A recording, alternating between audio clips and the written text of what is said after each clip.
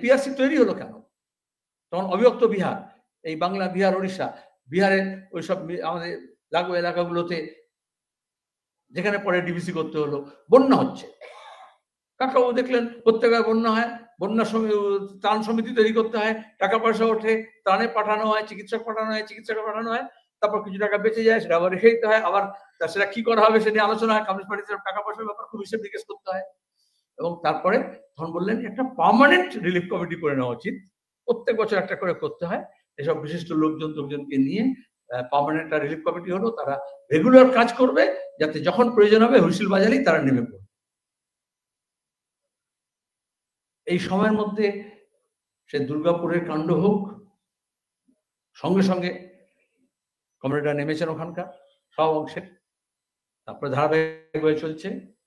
আর ওখানে যখন উত্তরবঙ্গ ভাসছে, বিপর্যয় হয়েছে, তখন দাঁড়িয়ে আমাদের ছাত্র যুব, আমরা বলেছিলাম ছাত্র যুবদের সামনে যেতে হবে। অনেকে ছাত্র যুব কেন ইয়াং দুর্গম জায়গায় যেতে পারবে, কারণ বাকিরা সব জায়গায় একটু ধারে কাছে গিয়ে চলে আসলো, কিন্তু একদম রিমোট এলাকায় যেতে পারে না। ওখানকার পার্টি নেমেছে, কারণ গোটা জেলায় হয়নি, জেলার কিছু কিছু অংশে হয়েছে, বাকিদেরকে নামানো গেছে এবং ভালো উদাহরণ তৈরি করেছে।